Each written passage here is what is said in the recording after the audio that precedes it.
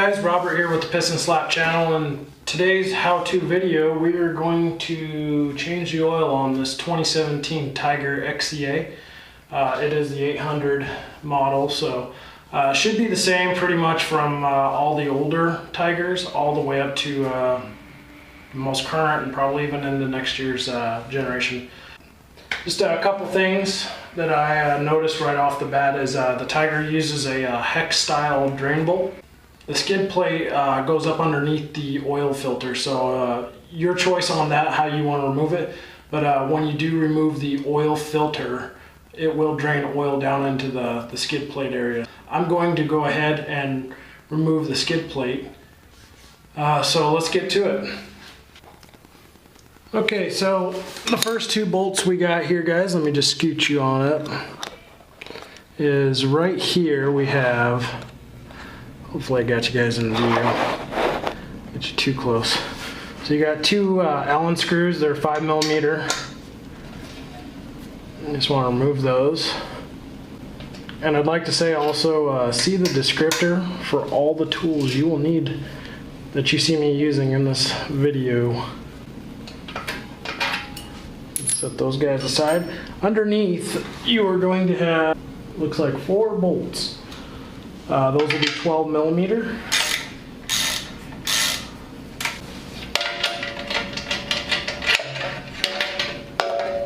And just like that, set your skid plate aside, guys. Make sure not to lose your bolts. And that way when the oil drains, it'll just drain down into your drain bolt, or into your drain pan. With the drain pan underneath the motorcycle, you can do one of two things now because of how exposed this filter is. You can try to strong arm this filter off. You can put your little pliers on there. It's kind of a universal motorcycle oil filter socket cap. And just real gently so you don't strip out your, once you crush the tabs down on the oil filter, it will really make it a bear to get off. Pull that back just a little bit. Just like that. Some will say to use clean engine oil to lube the O-ring. I say anything's better than nothing. Inspect the flange, make sure there's no nicks or gouges. There shouldn't be, this bike's brand new. Spin your oil filter on.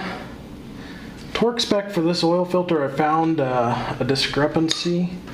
I think the owner's manual calls for 8 Newton meters. The oil filter says 8 to 12 Newton meters. So I guess as long as you're in the 8 Newton meters.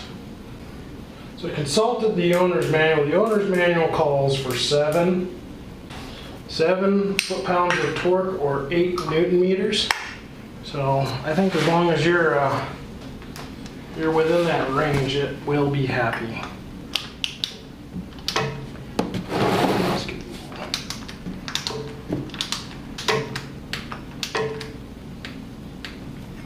Just like that. So that is your oil filter.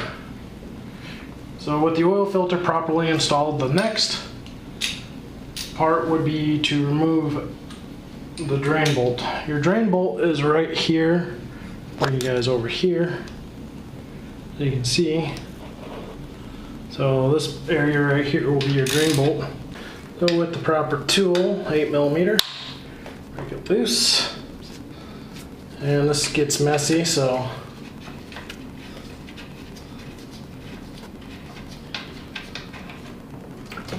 and just like that. There is a washer on here that it should be replaced. And the first service is recommended at 600 miles, and then after that I think they go to some ridiculous 7,000 miles. If you guys follow my channel and stuff, you know how I am about my motor scooters. 7,000 miles on a oil change is a long way to go for what you expect the machine to do. I mean, it is your machine, treat it as you would, but Personally, I do 3,000 miles on my oil, and then that's it. It's coming out. So go ahead and install the new washer with the drain bolt. And the torque spec on that guy is 18 foot-pounds, and the Newton meters, I'll put it in the video for you guys because I don't know Newton meters right off the top of my head.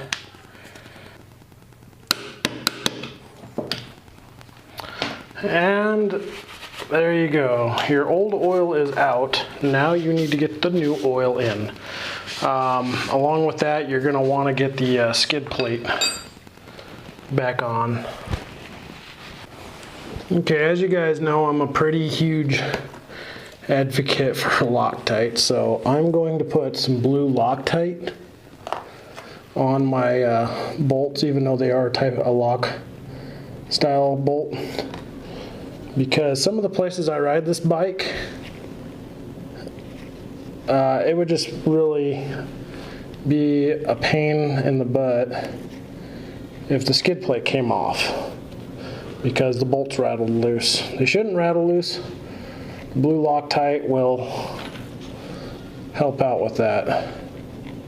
So line up the bolts like so.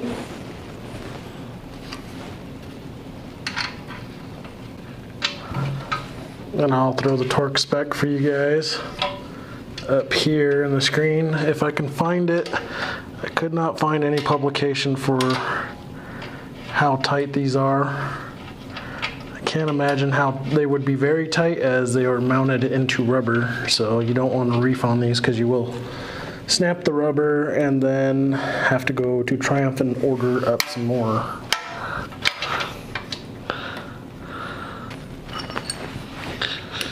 And once again, the 5mm Allen wrench.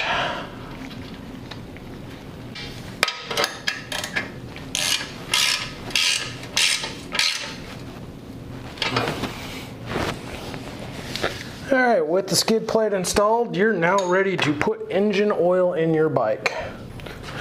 Alright guys, so your oil fill plug is right here on the right side of the bike. Some of them will say Castrol something fill, whatever. As long as it meets the specifications of what the bike requires, as being a 4T fluid, JASO I believe, and some other things that are called out in the manual, it'll work in your bike as long as it's the right viscosity. This bike's viscosity range is 10W40, and if you're getting into the hotter climates, a 10W50. And like with all my bikes, I run the Maxima ProPlus 1040. And the spec for this bike, as far as how much it takes, is 1 US gallon. I thought that was a bit strange for being a British bike. I thought it'd be an imperial gallon. I think they're different.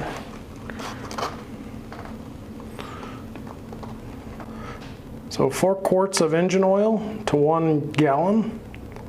I always run just a touch under the full mark, so I wouldn't put the full gallon in. Start the bike up, obviously with the cap on it, and then verify the oil level. Just in case you didn't get it all drained out, you don't want to overfill your bike. This one's beautiful because it's got a sight glass. I can actually see where it's at. Always start the bike, verify the oil level. So you want to start and run it for a little bit, and then you know, obviously check it for oil leaks while it's running, and then shut it down and just let it sit for about a minute, and then verify that oil level.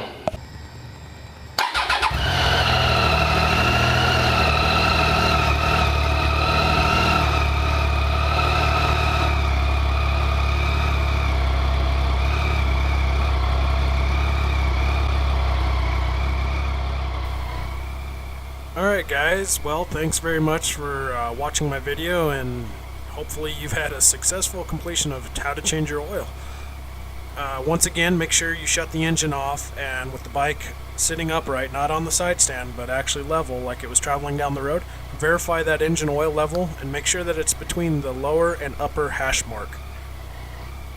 If you have any questions, feel free to drop a comment down there in the section below. If you like this video, go ahead and hit that thumbs up button. I really appreciate it. I'm Robert with the Piston Slap channel. Ride safe, guys.